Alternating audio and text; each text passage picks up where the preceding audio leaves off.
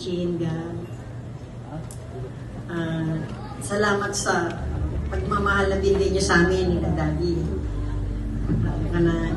Chin, sana ingatan mo lagi si God.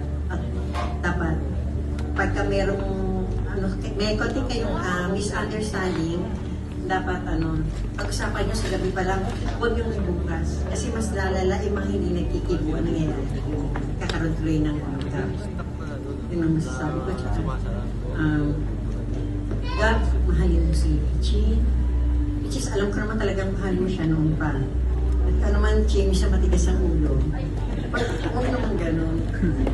Huwag naman gano'n. Nanermon pa. Nanermon pa. Batiin mo naman. Hindi.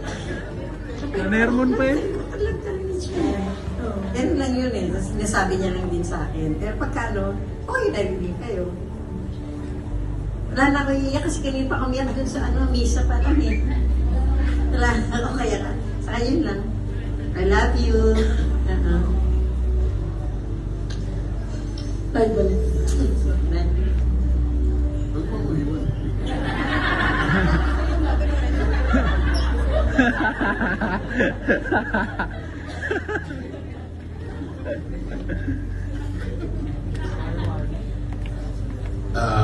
Hello, magandang gabi po sa inyo lahat. Bago po simulan ang aking mensahe sa ating bagong kasal, hayaan po muna ninyo akong i-welcome kayong lahat sa okasyong ito.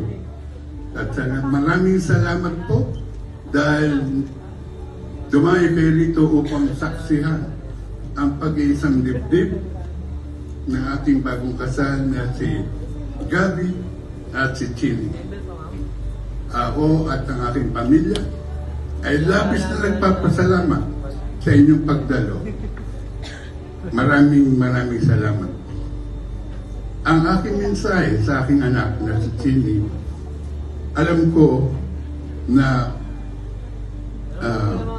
mula pa nung ikaw maliit, mahilig ka ng mag-aakyat sa mga matataas na lugar. Mahilig mo sa madatnang ko. Nasa